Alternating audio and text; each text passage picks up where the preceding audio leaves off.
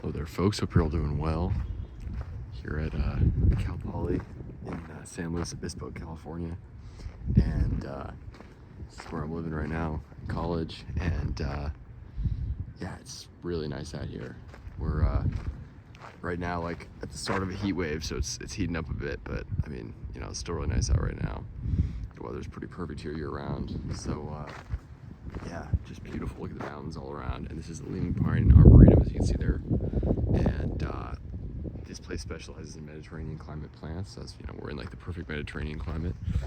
And they got Mediterranean climate plants from all around the world. They got Australia, South America, of course California, Europe and the like. So I'll just give you guys a little tour here. And of course you can see all the conifers here. Lots of Mediterranean conifers. And of course the Italian cypress, that's like one of the most iconic. You see that across California, across like, you know, Tuscany, it's like the classic Mediterranean conifer. You got the Canary Island pine there. Beautiful. These are all over California. And yeah, I'll just like try to walk around, hit some of the highlights. I've never been here before, so this is my first time. But this place is really spectacular. Look at that Arboretum there. I don't know what species that is, but that is just spectacular. So, my opinion, this is my personal favorite climate, Mediterranean climate. It's sort of like the great intersection of, you know, stuff you can grow, a wide range of stuff you can grow, and also just like the most pleasant climate for humans. I think, you know, it's pretty like cool to warm year round, few extremes throughout the year. So, my opinion, it's like the perfect climate. And you can still grow pretty much anything you can grow in like cold and temperate climates, and then you can grow quite a bit of tropical stuff and basically all subtropical plants, provided you give them water.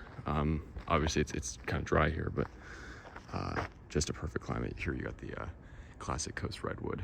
This is the a California native, of course. It's one of the 3 state trees along with the giant sequoia. It's the tallest tree species in the world. And the southernmost redwood groves, I think, are like 50 miles north of here, up in Big Sur, so not far from here. Ponytail palm there, not actually a palm. That's a classic that you'll see, you know, throughout California. This thing's just unbelievable. Look at the trunk on this. Beautiful. Araucaria bidwillii, bunya bunya. So I've seen these before, but not the most common Araucaria here in California. Look at the cones on this thing's crazy. You can see it like split apart when it fell. Just amazing. New Zealand collection. So I'm just gonna sort of go through and try to hit some of the highlights. Again, I've never been here, so my first time along with you guys. And look at these palms. Pretty spectacular. So I came here, of course, for the palms. I want to see what the kind of collection they have. On campus, the palm plantings are, you know, relatively sparse. Most of campus, they got like, you know, more typical like Mediterranean climate plants and some like temperate stuff. But they do have some concentrated palm areas on campus, including a royal palm, which I have a video of, which is very rare around here. I'm honestly surprised they can grow here, because nights are kind of chilly throughout the year, into the like, you know, 40s to low 50s even in summer at night. So pretty amazing. But yeah, look at this. Another coast redwood there. That one looks a little more like almost silvery. This looks like a Don redwood here, which is native to China. The coast redwood, of course, native to California, as I just mentioned. And look at these cycads, just beautiful. Prehistoric gardens. So yeah, cycads are some of the oldest plants out there, hundreds of millions of years old, I believe. And yeah, these are Mexican cycads here. It says Dayun, just beautiful.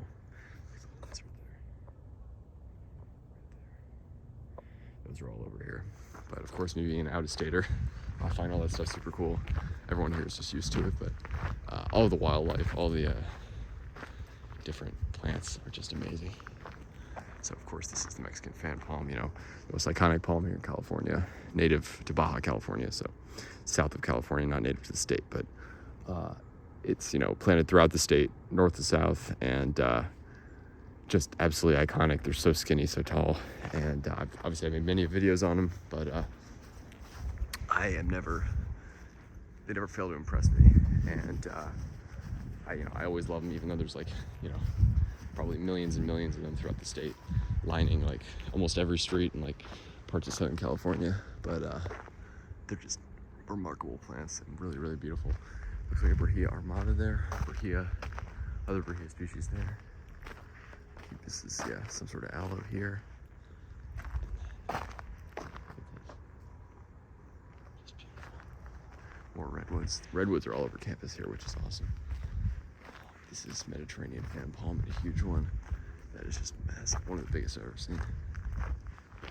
Another one. This is a Bismarckia. This one's not looking its best. I don't know what that is, but maybe it's just a watering issue or something. But the crown's a little sparse, but still alive and growing. This is another ponytail palm. More mixing fan palms, queen palms, which are also, of course, one of the most common species here. Livistona australis there. I don't know what this is. Some sort of multi-trunking. Oh, here we go. Phoenix reclinata. Ah, okay, so this is a Senegal date palm here. I've seen these before. These are, probably about as common as royal palms in California. So Southern California, you'll see them around, but not super common. So yeah, this is just like a Mediterranean climate master garden. It's amazing. California fan palms, they're fully skirted. Those are Folifera, which are native to California, and then the Robusta, of course, not native to California, native to Baja California, Mexico, further south. And yeah, I'll just continue here through the palms. So this is really cool. Yeah, you should definitely plant another royal palm here, because again, there is one about a a mile away, right here on campus. Big, healthy royal palm. So yeah, Sable minor there. Look at this thing. This is probably a Sable Louisiana, which is like a variety of Sable minor, because look at the trunk on that. That is ancient. But that's definitely a Sable minor. That's like, because sometimes you see them mislabeled, because it's hard to believe this is actually a Sable minor with that much trunk. But when you look at the fronds there, that is definitely a Sable minor. Like, not really caused to palmate at all. It's mostly just palmate. The fronds are definitely Sable minor. So I'm guessing that's a Sable Louisiana, which is again a variety of Sable minor, but that's just amazing. Here, these two. These are probably hybrids, actually, not full California fan palms, but just beautiful. Look at the nice lawn they got here. Agave Americana, which of course are everywhere. Just beautiful. I'm gonna loop back through here, so sorry, this is like a disorganized tour here, but it's my first time seeing this place, so I need to get my bearings here. So I gotta come here a lot though. It's just beautiful. They're mostly Mexican species, it looks like. Just amazing. And again, the topography is so great, just having all the mountains around. I just love it. Everything about it's just, Mediterranean climates for me are ideal. Big coast redwood there. So these are all over, as I mentioned, because again, they're native about 50 miles north of here, up to the Oregon border, just north of the Oregon border, and of course the tallest tree species in the world. So that's what I love, is that, obviously people think California is relatively dry, and it has the driest place on the continent, I believe, in Death Valley, but it also has a true temperate rainforest where the redwoods grow up near the Oregon border, which is where the tallest tree in the world is. So, you got this just incredible diversity of climate throughout the state, which is just amazing. Even like small areas, like you'll have temperate rainforest pockets, and then super dry areas on like mountaintops, for example, like up in Big Sur. So yeah, it's just amazing. I don't know most of these plants. I'm not a Mediterranean plant expert, mostly just palms that I know about, but these are spectacular. Of course, lots of eucalyptus species. This is the Australia garden, and there's lots of eucalyptus planted around campus. Again, I mean, there's eucalyptus all over California, so I absolutely love them. Look at that Arboretum. That thing's amazing.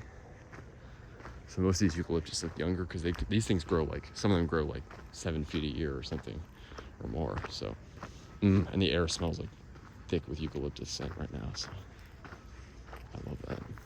Amazing trees. Yeah, spectacular. Really is spectacular. This is maybe a Queensland bottle tree, I think. Let's see if I'm right on that. Australian bottle tree, it says. I don't know if that's the same thing or not, but look at the trunk on that. That is pretty surreal. Australia's just got some of the coolest plants anywhere. Also, another thing is I'm trying to be more conscious of keeping the camera steady, because I know sometimes I wobble it around and move it around a ton. So I want to be conscious of that and sort of take the movement slower, so that it's not so like jostly when the film comes out, and that you can see everything clearly, because yeah, I want to tell it come through clearly. It's just beautiful here.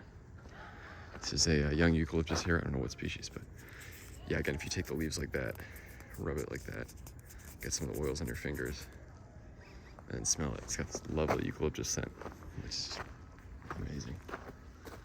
Beautiful. Love it. So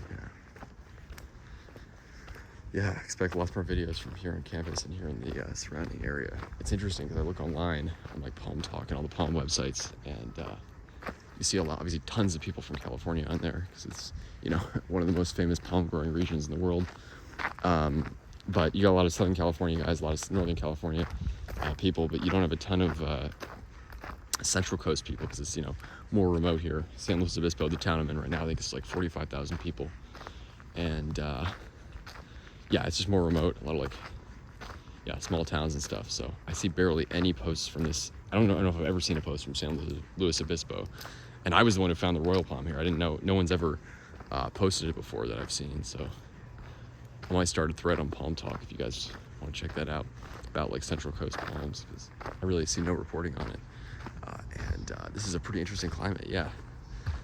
It's like, it is really, you know, as you'd expect, a mix of the Southern California and Northern California climate. A bit more rainfall than Southern California. Obviously you can see the hills are still completely bare here. That canyon right there, which I think is Poly Canyon, which stretches all the way back there, and then there's a mountain range of taller 2,000 to 3,000 foot peaks. You can actually see conifers on the top of that mountain there. So that's just one of the coolest things about the Mediterranean climate, is that these mountains are completely bare, and then you got scrubland there, you got a forest of oaks, an oak forest that's actually super rich and dense down in the valley there, and then you got conifer forest up at the cooler, higher elevations there. So that's like a 2,000 to 3,000 foot elevation at the top of that peak there, the one way behind, and then these are like, I think, 1,200 foot peaks or so. And right now, you know, I'm probably at like a couple hundred feet. Here, we're like 7 miles from the ocean. So the topography is just so interesting to me, and the different plant communities in just such a short distance. So sorry, that's a roundabout way of saying what I was going to say, which is that the climate here is a mix of Southern California and Northern California. And so the rainfall is sort of like a mix of the two. You know, speaking broadly, of course, there's like crazy variations of rainfall just in short distances, but the town, I think, gets like 22 inches of rain, which is decent. I think LA gets like 14, depending on the area, around that amount. So definitely a bit rainier here, and winter is the rainy season. So it's just winter is actually a fairly rainy period, and then the rest of the year is almost no rain. There was like a freak thunderstorm when I got here, like my second night here a few weeks ago, but and there was like a rainbow. It was really beautiful, but other than that, I mean, there's, you know, you'll have like a few rainy nights, a few rainy days, I mean, throughout the entirety of like summer, fall, and winter, or summer, fall, and spring. But mostly it's just the winter period where the rainfall, so you don't need to really water anything in winter. But the rest of the year, you definitely need irrigation. So I'm sure all these gardens have irrigation. Yeah, and again, the nights are chilly throughout the year, so it gets quite a bit colder than LA in summer at night here. So the average highs in summer here are in the 70s throughout the summer, sometimes in the 80s. But the average lows, again, low 50s, sometimes even 40s in the middle of summer. I think the first night I got here, it was like a low of 48 or 49. And again, that was like September, which is actually, September, October is the hottest time of year here. It's like a weird delayed summer phenomenon, where it's actually, we're right now in the hottest period of the year, even though it's now into fall. This is the hottest time. So we got 100-degree weather next week, which is unusual. Usually it's, again, in the 70s or 80s. But there's a heat wave coming through, so yeah, it is actually the hottest time of year right now. And yeah, it's just really interesting to me, the climate here.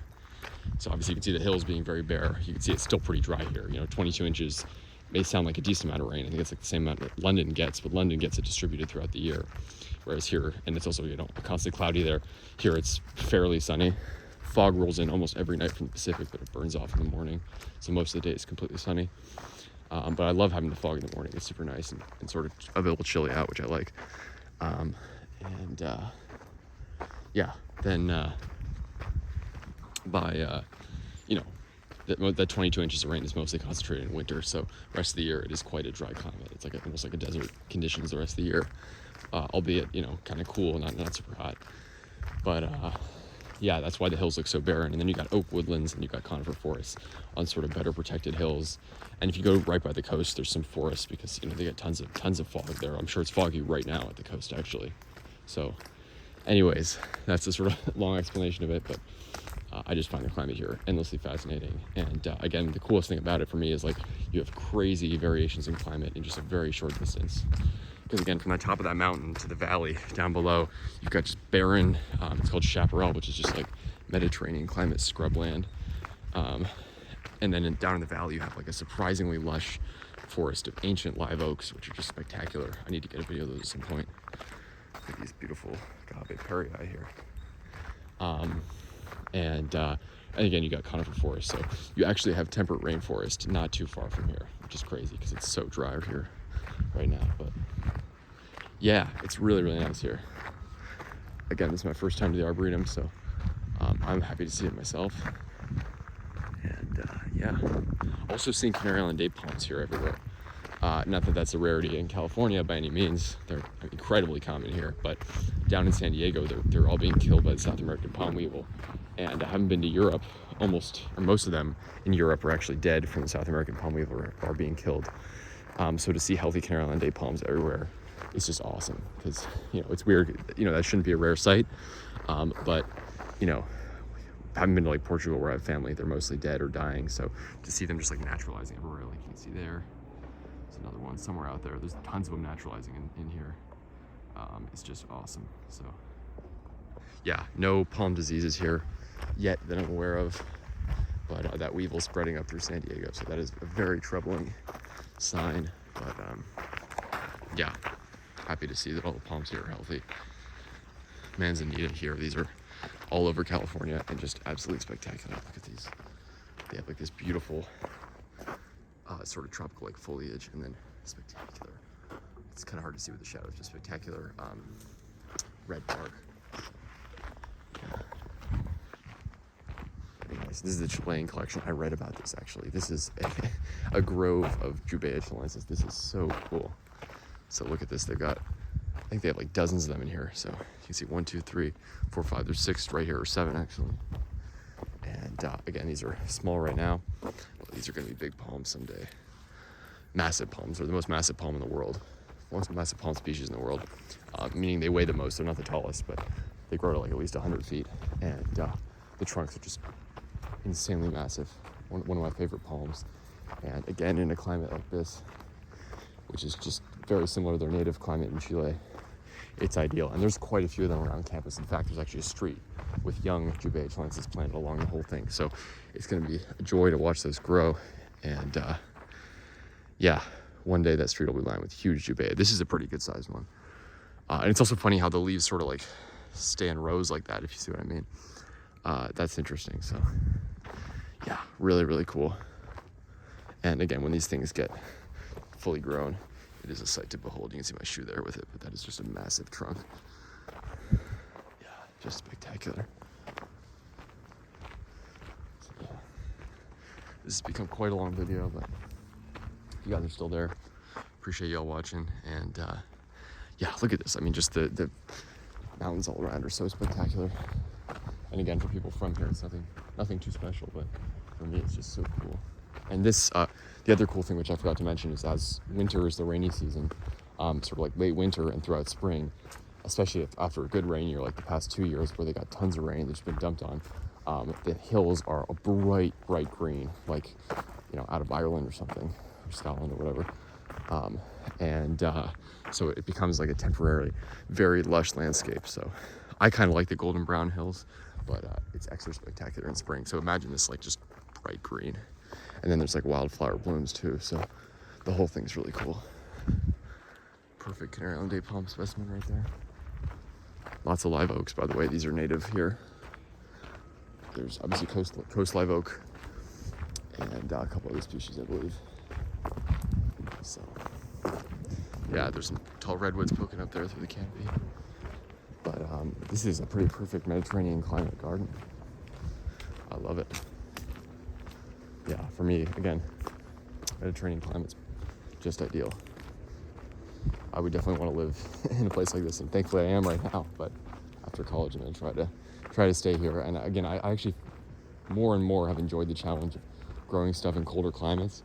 But like I would never want to be. I don't think I'd ever want to be in a tropical climate, partially because of the weather too. I actually just like colder weather, or like chilly weather like there is here sometimes. Not like crazy cold, but I would definitely maybe want to be in a Mediterranean climate, maybe a colder climate, but it's pretty nice.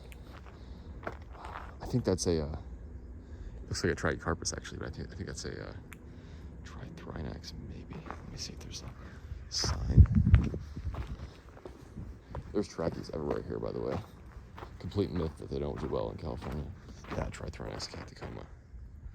Argentina and Brazil. It looks like a really straggly Trachycarpus, but that is actually Trithrinax. I can tell because of the trunk. The trunk's super thick and has these weird, like, sheath things, like there.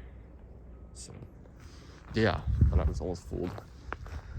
There's aloe there. Butia, those are pretty common here. Single trunk Camerops, that's super cool. And then you've got the contrast here. It's a single trunk Camerops. It takes like 10 feet. And then you got a multi-trunk, just perfect specimen Camerops. And again, this is just an ideal climate for all these species because this is just like their native Mediterranean climate. So, yeah, have a good one, folks.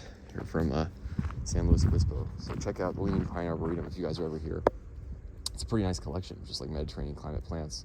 And it's open, I think, 8 to 5 every day except Sunday, free for everyone. So just come on in and check it out. Look at that massive Robusta there. Really, really cool. Have a good one, folks.